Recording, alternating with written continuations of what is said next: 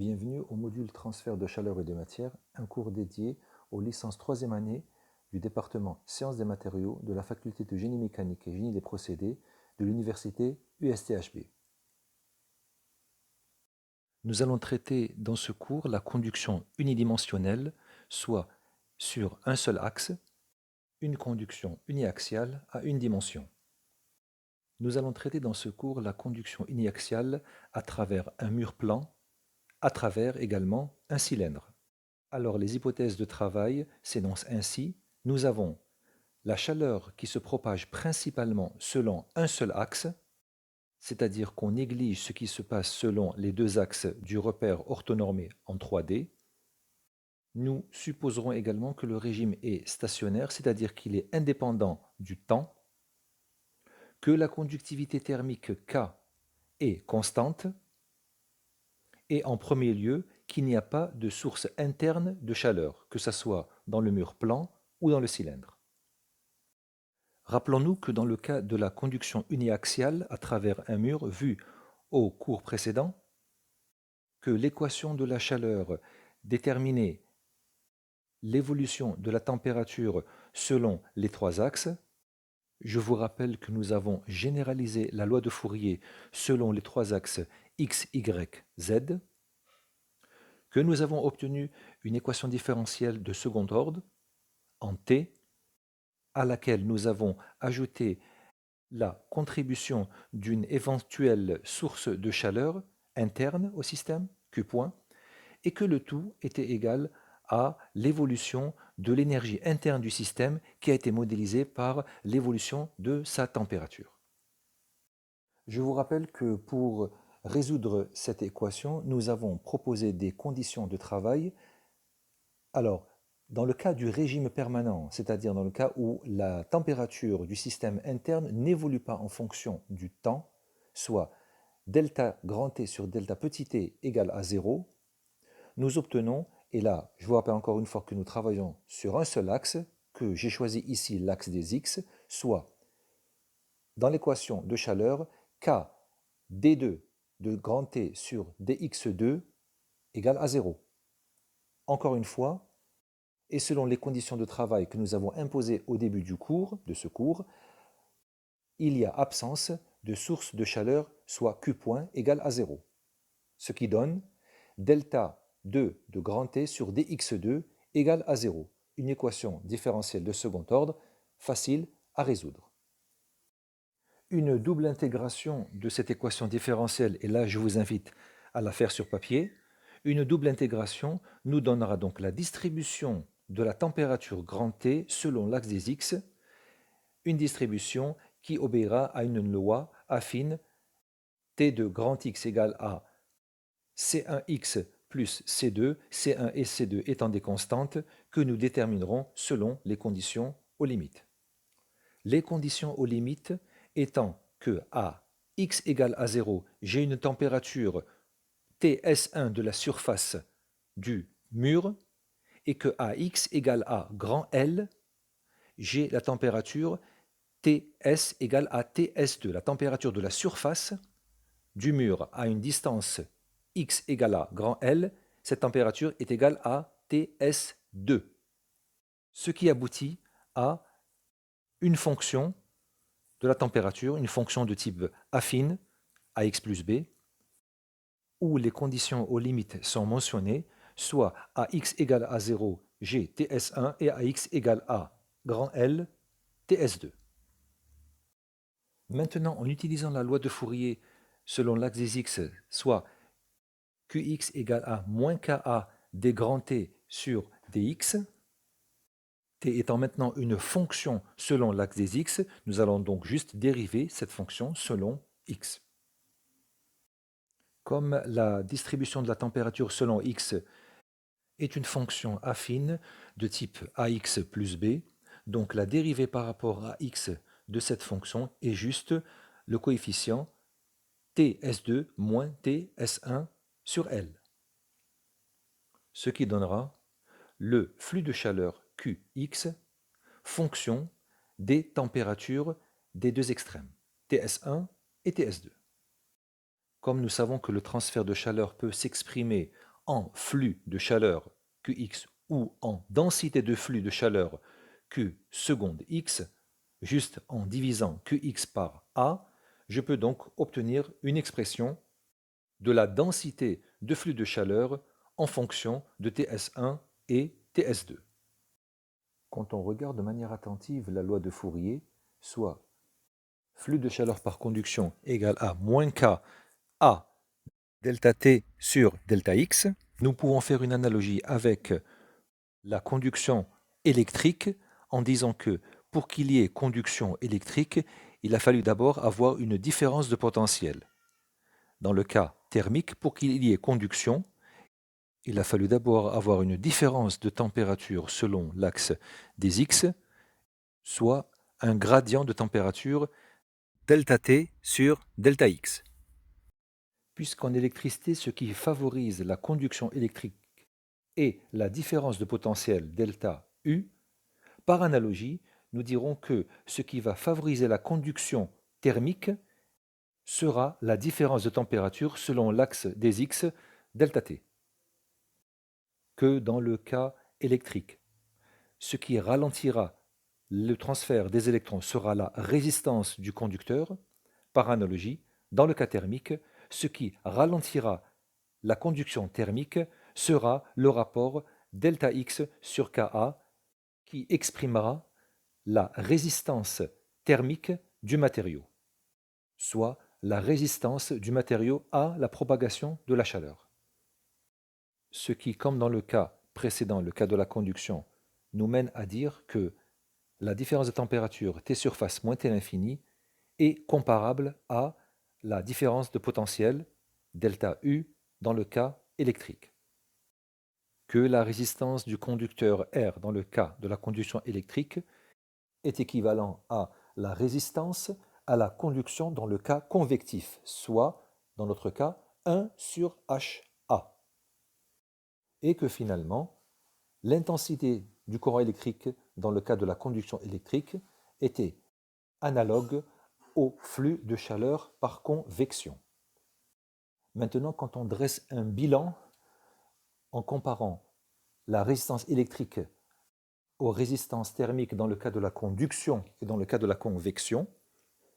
nous dirons que la résistance à la conduction dans une paroi d'épaisseur L de coefficient de transfert thermique par conduction K et de surface à travers laquelle a lieu le transfert de chaleur grand A, cette résistance à la conduction, R conduction, est égale à L sur Ka. Dans le cas de la convection, cette résistance à la convection, R conv, est égale à 1 sur HA. Il ne faudra pas oublier les unités de la résistance à la conduction ainsi qu'à la résistance à la convection, ces résistances qui s'expriment en Kelvin par watt ou en degrés Celsius par watt. On peut dire à ce niveau que le transfert de chaleur est donc ralenti par une résistance thermique. Alors quand on dessine une paroi à travers laquelle a lieu un transfert de chaleur, cette résistance est symbolisée par un ressort dont les extrémités ont les températures Ts1 et Ts2, les températures des surfaces extrêmes de la paroi. Comme vu dans la résolution de l'équation de chaleur, la distribution de la température à travers une paroi traversée par un flux de chaleur et sans qu'il n'y ait une source de chaleur à l'intérieur, la distribution de la température obéit à une loi affine de type AX plus B où interviennent les températures extrêmes Ts1 et Ts2 comme conditions aux limites.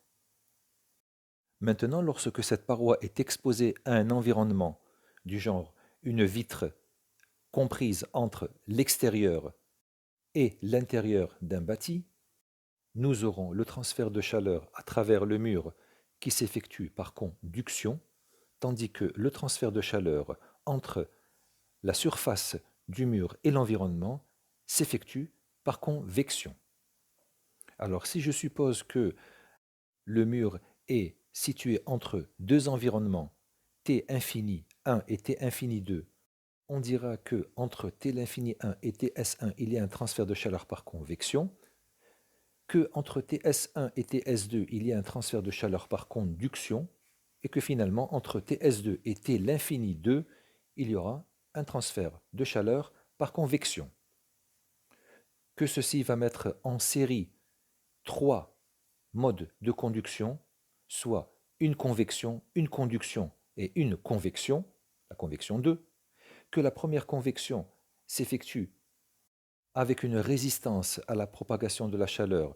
une résistance de type 1 sur H1A, étant donné que c'est une convection, que la conduction à travers la paroi solide s'effectue avec une résistance à la propagation par conduction de type L sur Ka, et que finalement,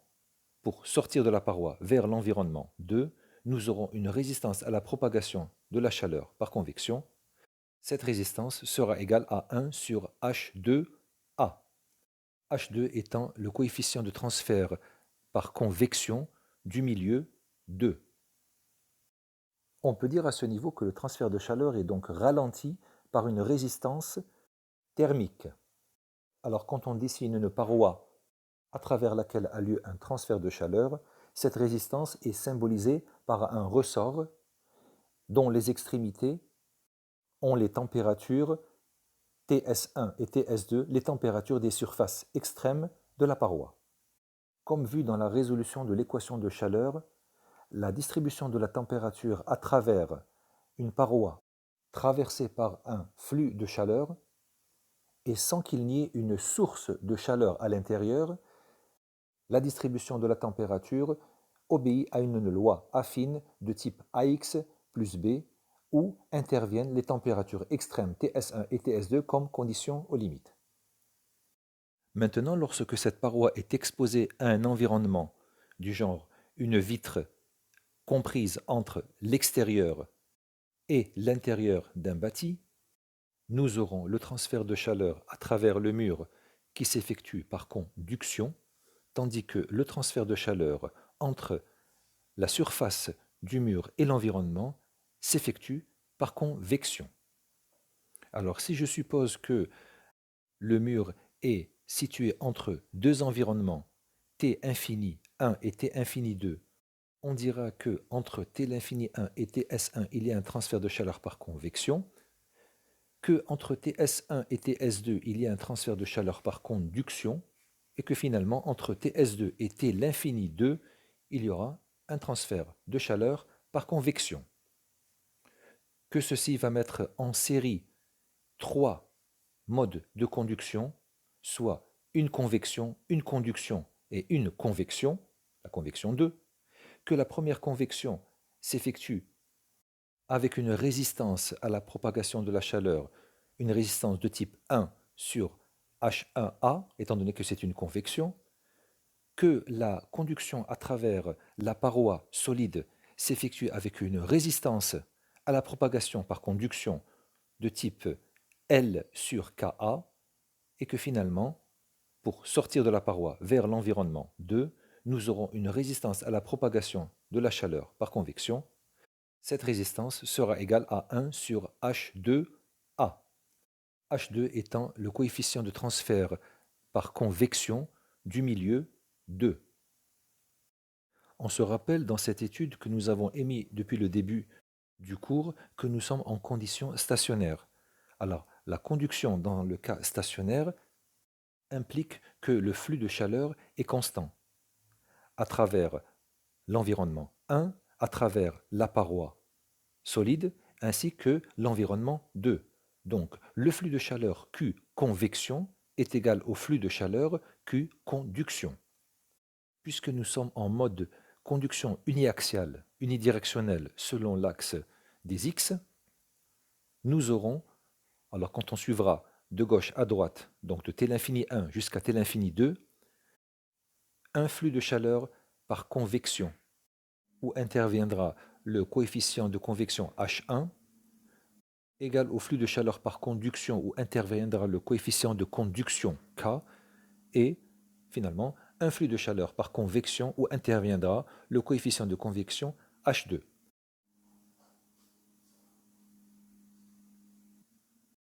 Maintenant, en superposant ces trois conductions,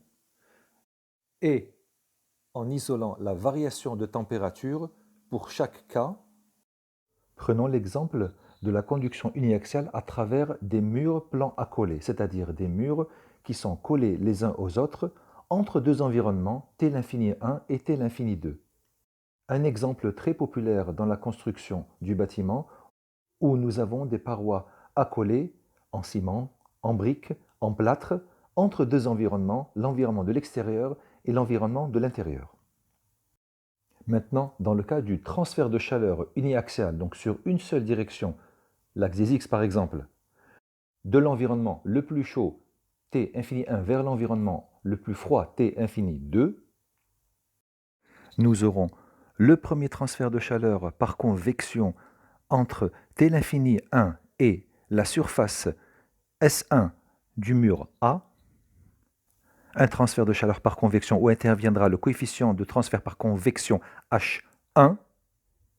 et par conséquent une résistance au transfert de chaleur par convection R convection 1 égale à 1 sur H1A, A étant la surface d'échange, qui sera égal au transfert de chaleur à travers le mur A, qui est un transfert de chaleur par conduction, donc où interviendra l'épaisseur LA, le coefficient de conduction de la chaleur Ka, dépendant du matériau A, et ainsi l'aire de surface d'échange qui est toujours égal à AA. Alors c'est un transfert de chaleur où la résistance à la propagation de la chaleur par conduction sera égale à LA sur Ka grand A. Je vous rappelle que, étant donné que ces deux parois, la paroi où a lieu la convection et la paroi où a lieu la conduction, sont des parois qui sont en série, donc les résistances équivalentes thermiques seront représentées par deux ressorts mis en série. Nous poursuivons par l'étude à travers la paroi B, qui est identique à celle à travers la paroi A. Donc interviendra une résistance à la conduction thermique RB égale à LB sur KB grand A, également mise en série avec les deux premières parois de convection et de conduction. Nous poursuivons l'étude avec un comportement identique de conduction à travers la paroi C, où interviendra la résistance au transfert de chaleur par conduction, mettant en valeur l'épaisseur LC et le coefficient de conduction KC de la paroi C. Et nous finissons cette étude de mur plan accolé par la résistance à la propagation de la chaleur par convection à travers la paroi externe du mur C de température TS4 en contact avec le fluide froid de température T l'infini. 2. La résistance à la propagation de la chaleur par convection sera égale à 1 sur H2, coefficient de convection de l'environnement 2, 1 sur H2 fois A. Dans l'étude précédente, où intervenait seulement un seul mur plan, nous avons dressé le bilan thermique à travers la paroi du mur plan, comprise entre deux environnements, T l'infini 1 et T l'infini 2. La même chose ici est reprise avec les trois murs accolés A, B, C, compris entre les deux environnements T l'infini 1 et T l'infini 2, ce qui donnera, avec la même étude, un transfert de chaleur Qx égale à la différence de température T l'infini 1 moins T l'infini 2 sur l'ensemble des résistances thermiques, à savoir celle de la convection dans l'environnement 1, à laquelle on ajoute les contributions des trois murs accolés en série, A, B et C, plus la résistance au transfert de thermique par convection dans l'environnement 2. Prenons l'exemple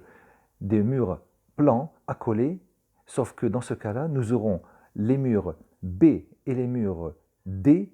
étant parallèles et non pas en série.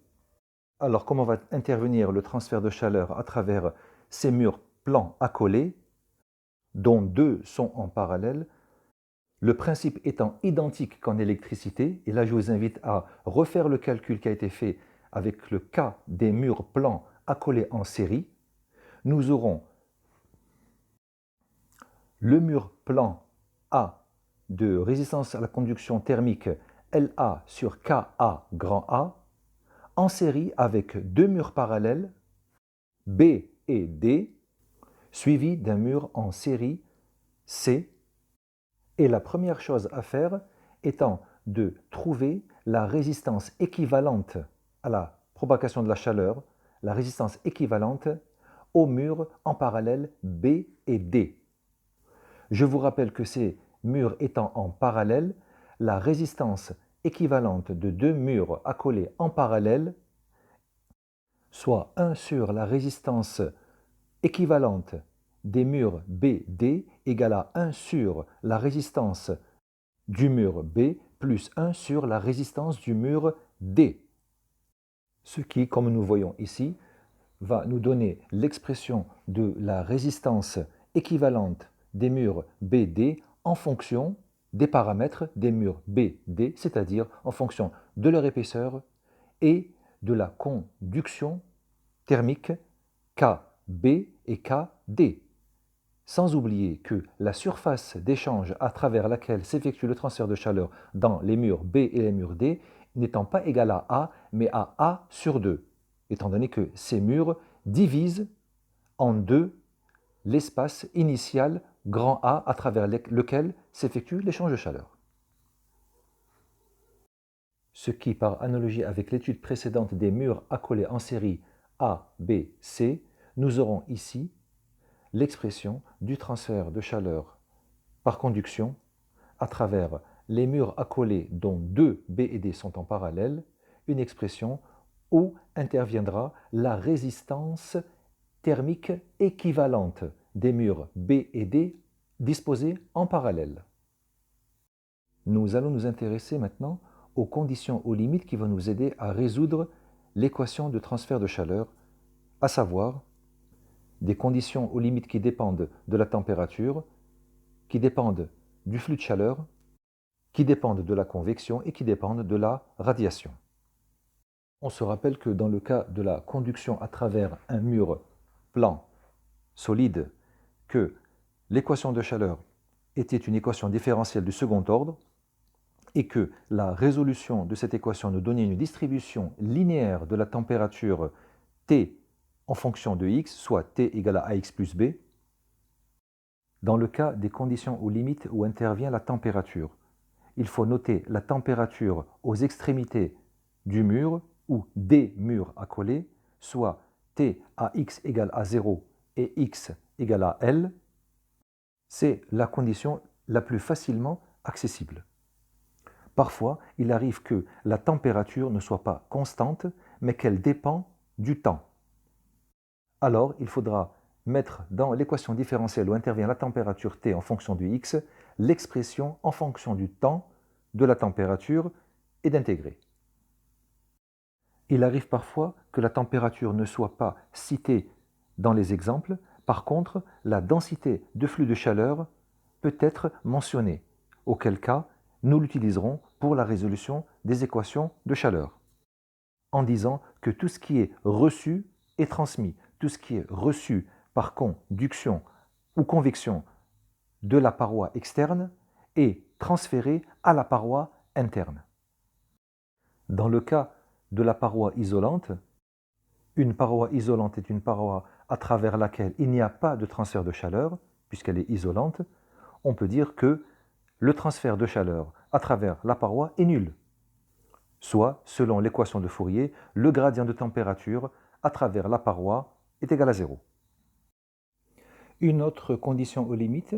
consiste en une symétrie thermique de part et d'autre de la paroi. Ceci arrive lorsque nous avons une paroi dont les deux températures à ces deux extrêmes sont égales. Il y a donc une symétrie thermique à partir de la moitié de l'épaisseur de la paroi, soit à x égale à L sur 2. Et étant donné qu'il y a symétrie thermique, le flux thermique au centre, soit au plan médian, est nul puisque ΔT sur ΔX égale à 0. La température est à sa valeur maximale au plan médian, soit à x égale à L sur 2. Étant donné que nous sommes à un maximum, la pente, soit ΔT sur ΔX, égale à 0. L'une des conditions les plus citées est la condition de convection. La paroi étant souvent exposée à un environnement, le transfert thermique par convection est égal au transfert thermique par conduction. Ce qui est donc transmis à la surface de la paroi par convection sera reçu, converti en conduction à partir de la paroi du mur jusqu'à l'intérieur du mur. Alors, si les deux transferts thermiques, soit le flux de chaleur par convection est égal au flux de chaleur par conduction, les deux lois, celle de Newton et celle de Fourier, sont égales. Il faudra juste faire attention aux signes. Ce qui est perdu est négatif et ce qui est gagné est positif. Une condition aux limites similaires à la convection est citée lorsque nous avons cette fois-ci une radiation. Ce qui est transmis par radiation est totalement transmis par conduction. Dans ce cas-là, la convection est soit nulle, soit négligeable. Alors nous aurons les deux lois,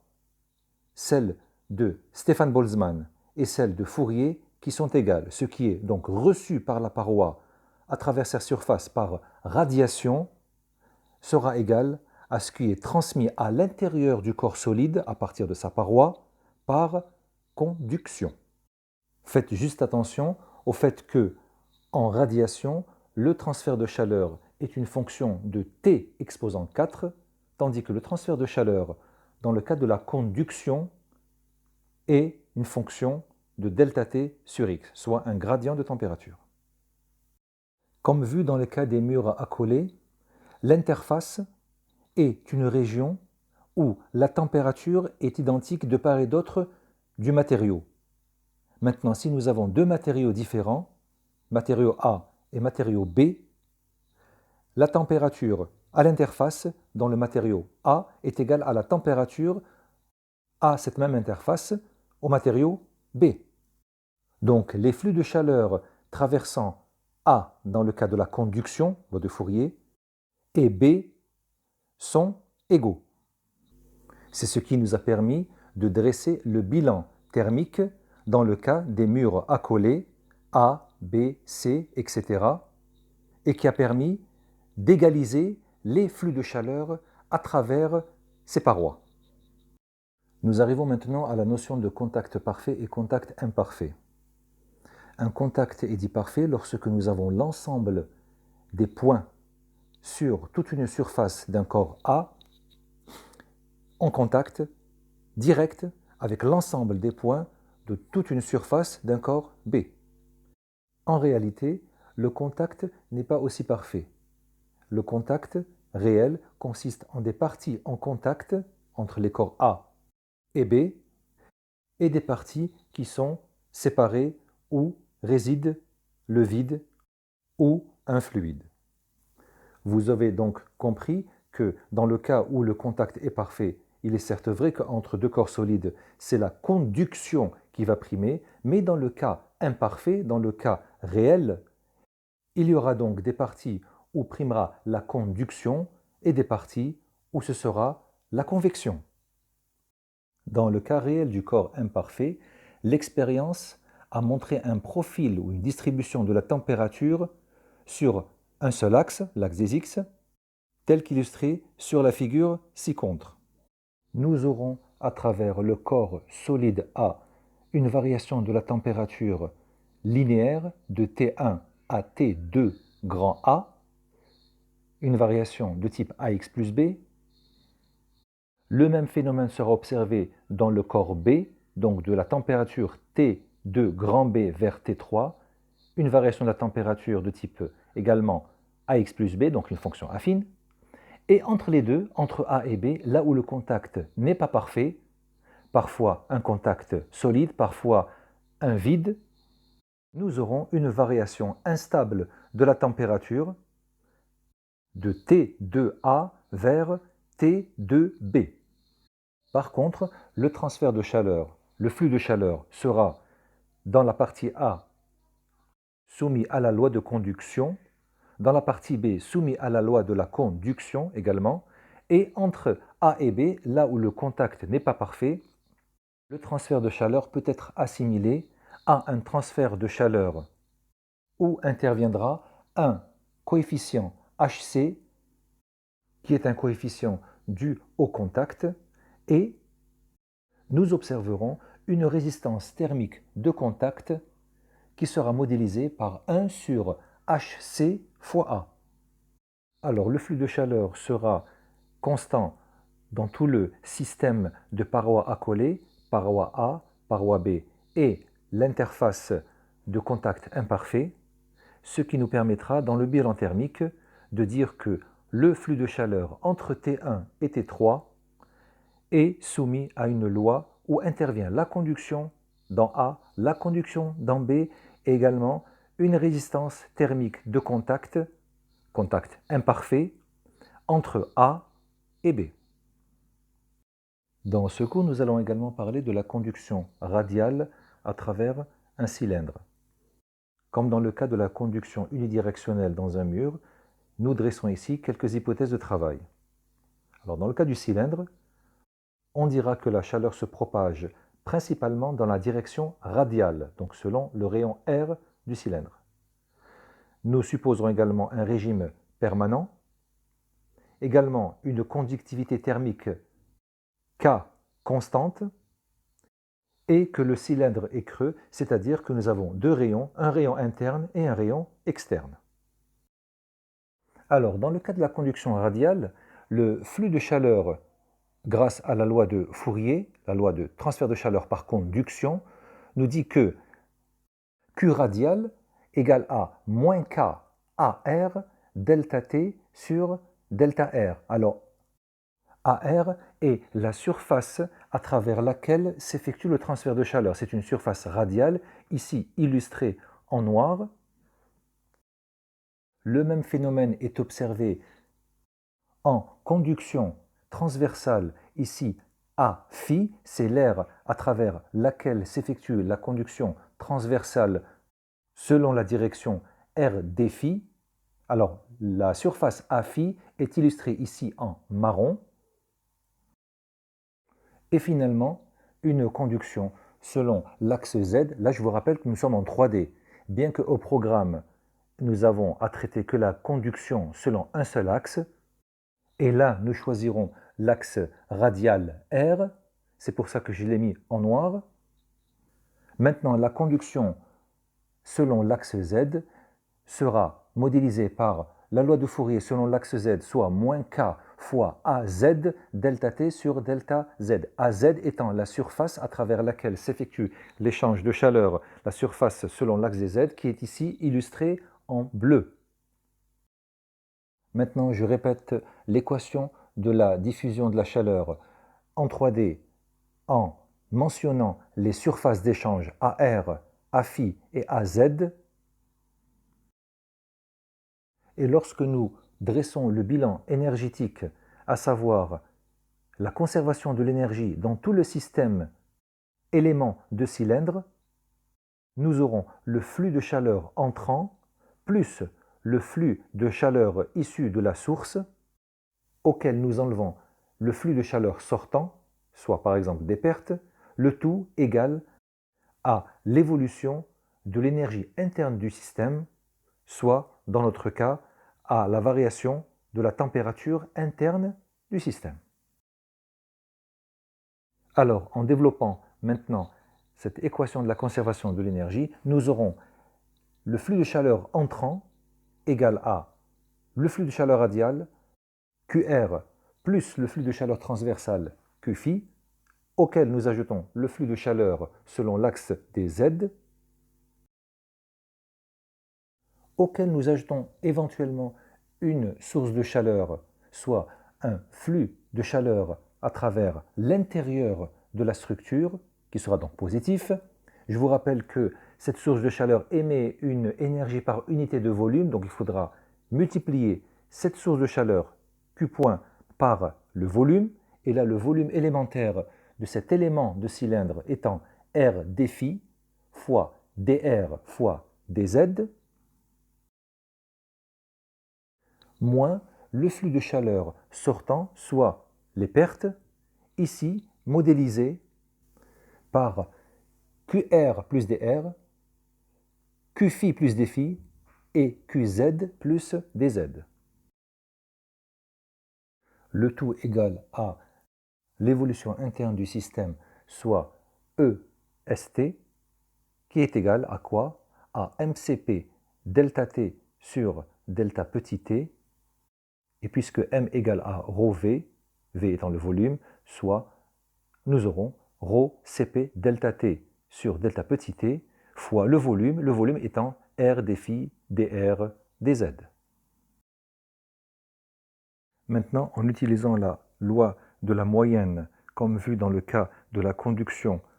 uniaxiale dans le mur, nous aurons Q de petit r plus dr égale à Q de r plus delta Q r sur delta r dr. Le même développement étant répété dans le cas de Q phi plus dphi ainsi que Qz plus dz. Ce qui va permettre d'éliminer les termes QR, Qphi et Qz, ce qui nous permet d'écrire l'équation de la chaleur dans le cas de la conduction radiale dans un cylindre, fonction du flux de chaleur radial, fonction du flux de chaleur transversal Qphi et fonction du flux selon la cote Z, Qz.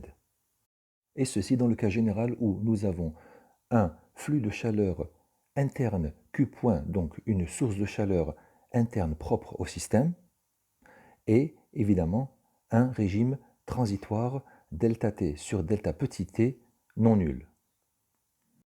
Puis en développant avec la loi de Fourier adaptée à la conduction radiale, soit QR égale à K fois R fois dφ dz fois delta T sur delta R, là R dφ dz étant la surface d'échange à travers laquelle s'effectue l'échange de chaleur radiale, QR. Dans le cas du transfert de chaleur transversal, selon R dφ, la surface d'échange sera dr fois dz. Et même chose dans le cas du transfert de chaleur selon l'axe Z, la surface d'échange sera R dr dφ. Maintenant, ce qui est en gris n'est pas au programme, c'est juste parce que je voulais développer en 3D l'évolution de la conduction de la chaleur en 3 dimensions. Maintenant, ce qui est en gras, c'est ce qui sera au programme, soit la conduction radiale selon R. Alors nous remarquons que l'expression R dφ dr dz étant égale au volume, le volume élémentaire d'un élément de cylindre, cette expression étant répétée à chaque terme dans l'expression de l'équation de la chaleur, nous donnons ici l'expression de l'équation de la chaleur ou l'équation de la conduction à travers un cylindre en fonction des paramètres du cylindre, d'une éventuelle source de chaleur Q point, et dans le cas où le régime est transitoire, c'est-à-dire que où intervient le temps, l'expression delta t sur delta petit t étant non nulle. Prenons le cas de l'équation de la chaleur sans source de chaleur, soit Q point égale à 0, et dans un régime stationnaire, nous avons delta T sur delta petit t égale à 0. L'évolution de la température interne du système étant nulle,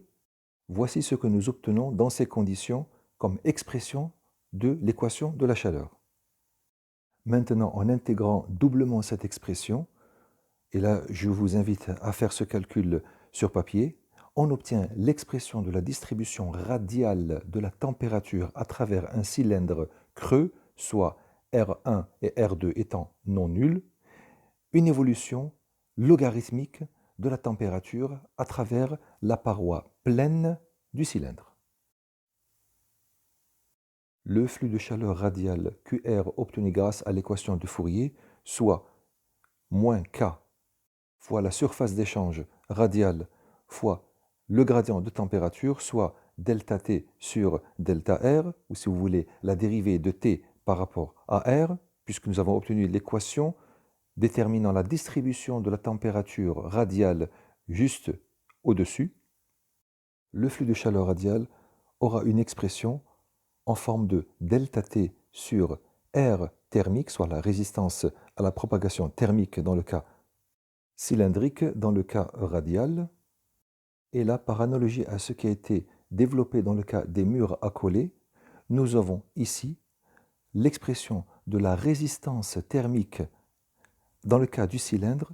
la résistance étant égale au logarithme du rapport entre les deux rayons R2 et R1 à travers lequel s'effectue le transfert thermique sur 2π L, L étant la longueur du tube cylindrique. Prenons maintenant dans le cas général de la conduction radiale dans les cylindres accolés. Par analogie à ce qui a été dit dans les murs accolés, nous pouvons dire que nous avons un transfert de chaleur radial entre T l'infini 1 et Ts1, soit entre l'environnement et la surface interne du cylindre.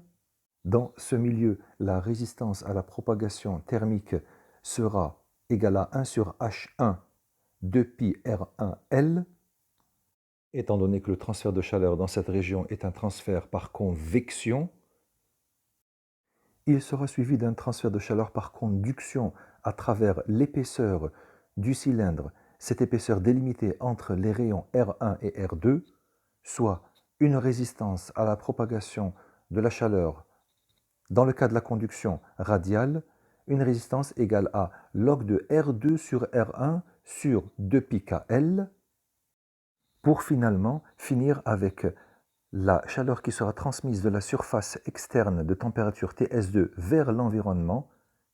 un environnement à une température T l'infini 2. Alors ce transfert de chaleur radiale par convection aura une résistance à la propagation égale à 1 sur H2 fois 2 fois pi fois R2 fois L. Ces trois cylindres accolés peuvent être mis en série et l'expression de la conduction radiale dans les cylindres accolés peut avoir une expression générale dans le cas où nous avons trois cylindres A, B, C, des cylindres solides, une expression où nous mettons les paramètres de chaque cylindre A, B et C dans l'expression de la résistance thermique. Maintenant, à titre d'exemple, je vous invite à traiter un exercice simple dans le cas de la conduction radiale à travers un cylindre creux, donc ayant deux rayons, un rayon interne et un rayon externe. Donc soit un tube en acier inoxydable de diamètre intérieur égal à 2 cm et un diamètre extérieur égal à 4 cm, ayant un coefficient de transfert de chaleur K inox égal à 19 watts par mètre carré par Kelvin, et recouvert d'une couche en amiante, une couche isolante, épaisse de 3 cm, dont le coefficient de transfert thermique K, SB, SB étant le symbole de l'amiante, égal à 0,2 watts par mètre carré par Kelvin. Si les températures des surfaces internes du tube et externes de l'isolant sont maintenues à 600 et 100 degrés respectivement, calculez la perte de chaleur par unité de longueur. Alors prenez quelques minutes et essayez, à travers ce que nous avons vu dans le cours, essayez de résoudre cet exercice. Alors voici la solution à l'exercice. Nous avons une conduction radiale QR égale à la variation de la température sur l'ensemble des résistances thermiques qui sont des cylindres accolés l'un en cuivre, l'autre en amiante. Donc faisons intervenir le coefficient de conduction K du cuivre et le coefficient de conduction K de l'amiante. Les températures internes et externes étant de 600 et 100 degrés, donc le delta T égale à 600 moins 100. 600 moins 100 en Kelvin ou en degrés Celsius, c'est la même chose puisque c'est une variation. Et finalement, nous obtenons l'expression du transfert de chaleur linéaire, soit QR sur L, et non pas QR, puisque ce qui nous intéresse, ce sont les pertes de chaleur linéaires. Donc l'expression QR sur L est obtenue en ramenant de droite à gauche le grand L, donc la longueur du tube, ce qui nous donnera une valeur de 680,3 watts par mètre, c'est-à-dire un coefficient de transfert de chaleur linéaire. Ce qui met fin au cours 3 du module transfert de chaleur et de matière. J'espère que l'approche et l'idée de ce cours vous ont intéressé. Vous pouvez revoir le cours autant de fois que vous voulez et vous pouvez me laisser vos commentaires en bas de l'écran.